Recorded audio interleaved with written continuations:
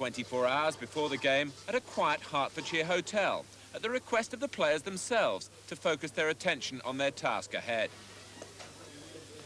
When it was finally time to leave for White Hart Lane, autographs were politely given, but there was no disguising that their minds were elsewhere.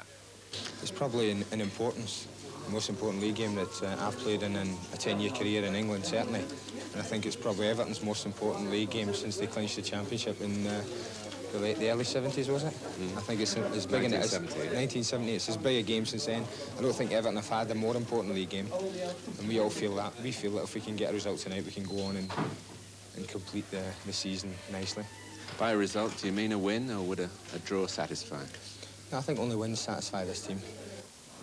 A short coach journey into North London, but Everton knowing that they'd come a long way to arrive at Tottenham as league leaders and championship favourites.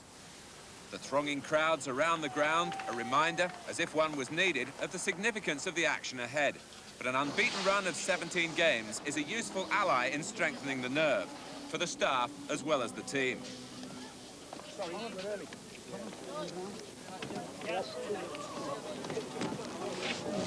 Inside White Hart Lane, more than 48,000 attracted by the First Division's match of the season. All asking the question, could Everton's impressive credentials stand another stern examination?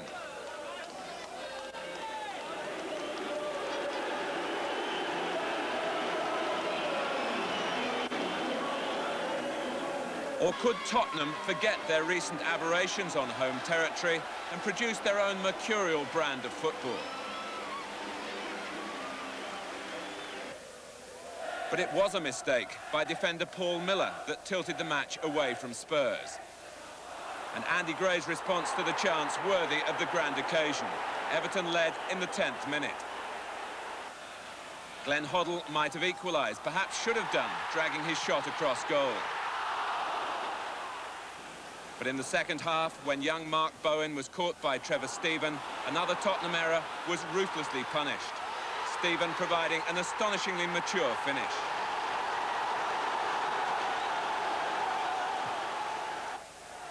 Everton might have killed the match off then and there. Kevin Sheedy, recalled for the unlucky Kevin Richardson, almost adding to his catalogue of goals of genuine quality. But Graham Roberts typically refused to accept defeat and kept the match alive. 2-1, still 17 minutes left, and the stage set to mock those who call Everton a team with no stars. Mark Falco's header somehow kept out by Neville Southall. A save that brought Ray Clements to his knees at the other end in frustration, and then a show of admiration.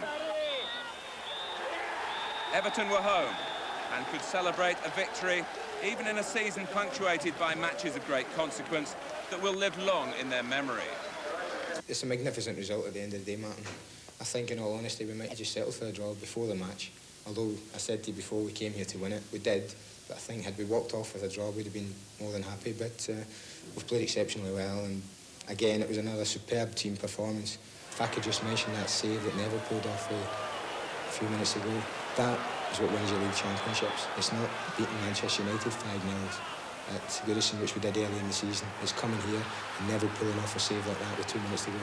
If we lose on Saturday against Sunderland, then this game today is gone, meant nothing.